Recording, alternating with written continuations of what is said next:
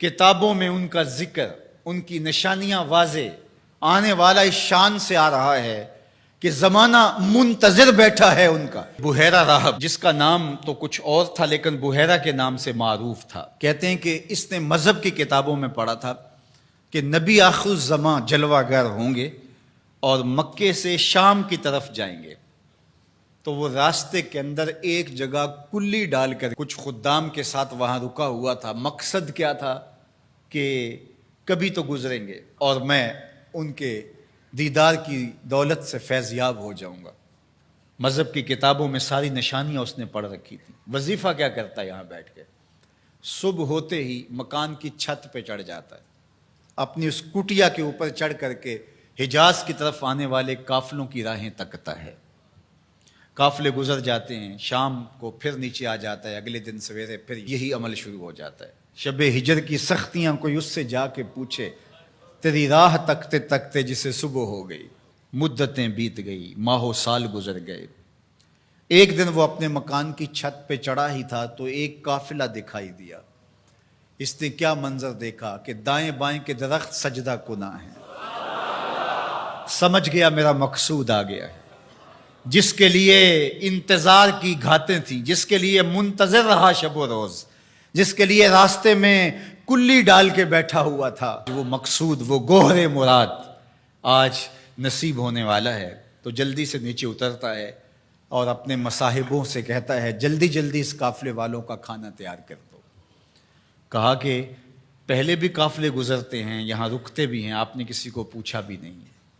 کہا بس آج کسی کی طفیل ان کو کھانا دیا جا رہا ہے۔ یہ قافلہ جب قریب پہنچا اور انہوں نے پڑاؤ کیا، اس کی کٹیا کے قریب بہت بڑا ایک درخت تھا، وہاں رک گئے۔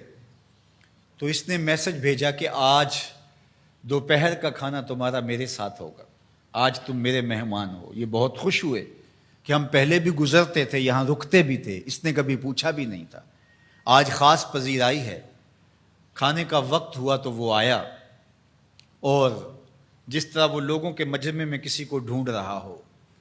حضور علیہ السلام اونٹوں کے پاس تھے، 12 سال حضور علیہ السلام کی عمر تھی، تو آقا کریم وہاں تشریف فرما تھے اور یہ سارے یہاں کھانا کھانے درخت کے نیچے بیٹھے تھے۔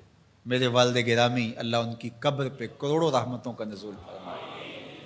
تو یہاں ترمذی شریف کے اندر تفصیلی واقعہ موجود ہے، اس میں عربی الفاظ جو ہیں ان کا ترجمہ اپنے لہجے میں وہ یوں کیا کرتے تھے کہ وہ بحیرہ راہب آ کر کے ان سے کہتا ہے کہ بارات آئی بیٹھی ہے، دولہا کہاں ہے؟ بارات آئی بیٹھی ہے، دولہا کہاں ہے؟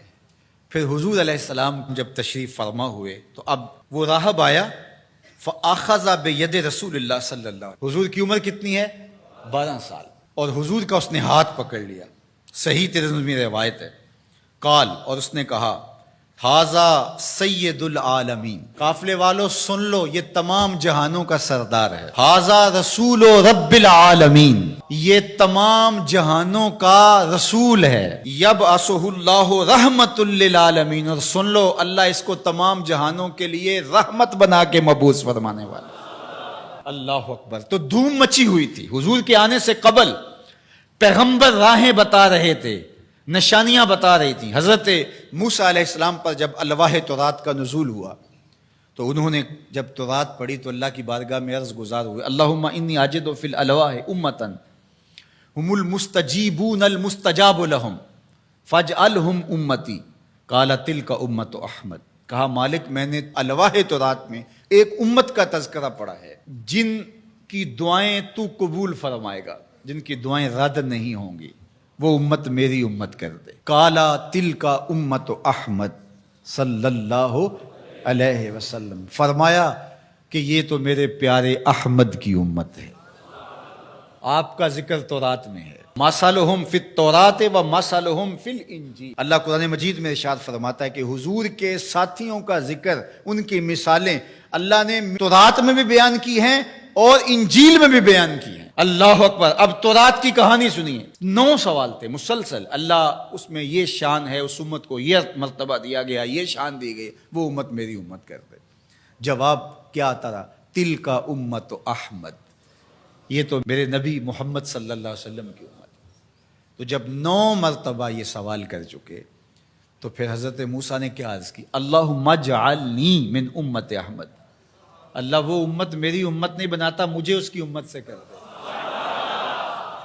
چوں بشانش نگاہ موسیٰ کرد، شدن از امتش تمنا کرد۔ جب حضرت موسیٰ نے ان کی شانیں دیکھیں تو خود آرزو کی، مالک مجھے اس نبی کی امت سے کر دے۔ پیغمبروں نے آرزویں کی، 12 نبیوں کی آرزویں مختلف کتب میں موجود ہیں، جنہوں نے یہ تمنا، یہ آرزو کی۔ یار ہم نے کوئی آرزو تو نہیں کی تھی، ہم نے کوئی منتیں تو نہیں مانی تھی، ہم نے کوئی وظیفے تو نہیں پڑھے تھے، ہم کوئی دعائیں تو نہیں کرتے رہے کہ یا اللہ اس نبی کی امت سے کر دے۔ ہماری آنکھ کھلی، مقدر جاگا۔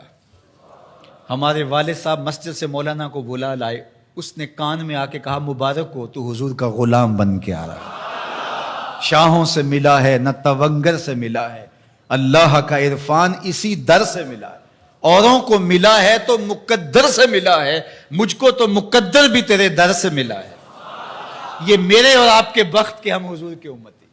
میرے والد گرامی جھوم کے پڑھا کرتے تھے، محمد جانے جانا ہے، پیغمبر ہو تو ایسا ہو۔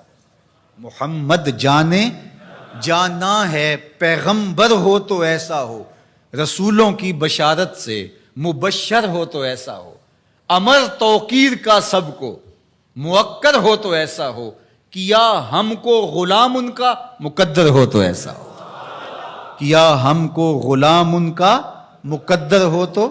میری خوش قسمتی میں تیرا امتی، بری نازم کے ہستم امتے تو گناہ گارم و لیکن خوش نصیبم۔ میں اس بات پہ ناز کرتا ہوں کہ حضور میں آپ کا امتی ہوں، گناہ گار ہوں لیکن خوش نصیب ہوں۔ تو ساری زندگی بھی اس نعمت کا شکرانہ ادا کرتے رہیں، حق کے شکر ادا نہ ہو پائے۔